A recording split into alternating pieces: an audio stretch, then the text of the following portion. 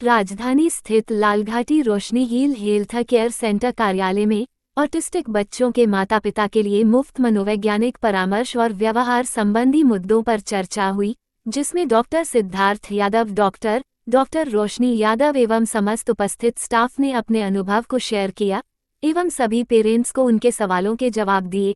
Doctor रोशनी ने बताया कि वो विगत 10 वर्षों से बच्चों के लिए कार्य कर रही है। वो हमेशा से देखती आई है कि पेरेंट्स जानकारी के अभाव के कारण सही थेरेपी और बच्चों को ठीक करने में सही कदम नहीं उठा पाते हैं, इसलिए आज यह चर्चा रखी गई और पेरेंट्स को मार्गदर्शन दिया।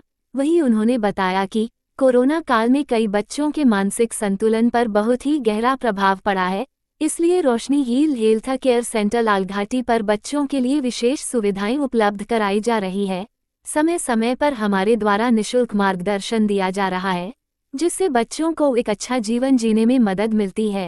रोशनी heal and health care center एक रिहैब सेंटर है, जहाँ पे हम बच्चों को मानसिक जिनका विकास नहीं होता उन बच्चों को हम occupational therapy, speech therapy, special education और फिजिकल थेरेपी देते हैं। आप कितने समय से इस फील्ड में काम कर रहे हैं?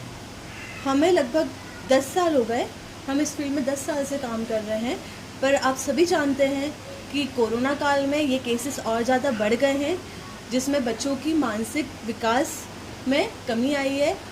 तो ऑटिज़म वर्ड, एक ऑटिस्टिक बच्चे जो होते हैं, वो उनके केसेस इस कोरोना काल के बाद ज़्यादा बढ़ गए हैं, क्योंकि जो हम सोशलाइजेशन प्रोवाइड करना चाहते हैं बच्चों को, वो चीज़ इस कोरोना में नहीं हो पाई, जिसकी वजह से बच्चे सेल्फ लॉस्ट हो गए और माता पिता की बिजी शेड्यूल की वजह से बच्चे अपने आप में खेलना शुरू कर दिए।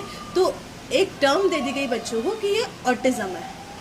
कितने समय लेते हैं बच्चों को रहना पड़ता है जिससे उनका मानसिक सही हो जाए? हमारी थेरेपी जो होती है वो लगभग 45 मिनट की होती है, जिसमें हम बच्चों को occupation therapy, speech therapy provide करते हैं। आज हम लोगों ने जो सेशन रखा है वो पेरेंट्स को जागरूकता लाने के लिए, उनकी जो हम लोग नोटिस करते हैं कि साइकोलॉजिकली बच्चों के साथ पेरेंट्स को कैसे घर पे रहना चाहिए या कैसे बच्चों के साथ पेरेंट्स को इन्वॉल्व होना चाहिए, जब वो ये जानते हैं कि बच्चा किसी सामाजिक या किसी तरीके से न्यूरोलॉजिकल कंडीशन से ग्रसित है। हम आज पेरेंट्स को उस बारे में बता रहे हैं और उसकी जागरूकता उनके द्वारा दूसरों तक पहुंचाने की कोशिश कर रहे हैं। सर, इस प्रकार जो बच्चे हैं, क्या उनको यहीं पे लाया जाता है या आप घर पे उनको सुविधाएं देते हैं? आज हम ये सेशंस में यही बताना चाह रहे हैं कि बच्चों को आप घर पे करने की कोशिश करते हैं थेरेपीज़, तो वो उतने अच्छे से नहीं हो पाती।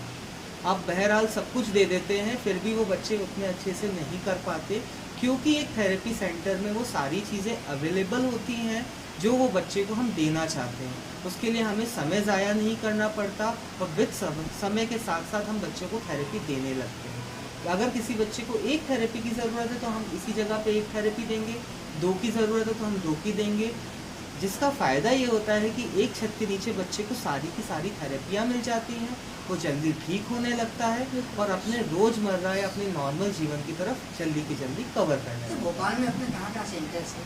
अभी हमारे भोपाल में सिर्फ एक ही जगह सेंटर है जो कि लालघाटी पे स्थित है। हम यहाँ पे लगभग सभी प्रकार की थेरेपीज़ बच्चों को दे रहे हैं और जितना ज़्यादा हो सके बच्चों के माँ बाप को भी गाइड कर रहे हैं कि इस परेशानी से वो कितनी जल्दी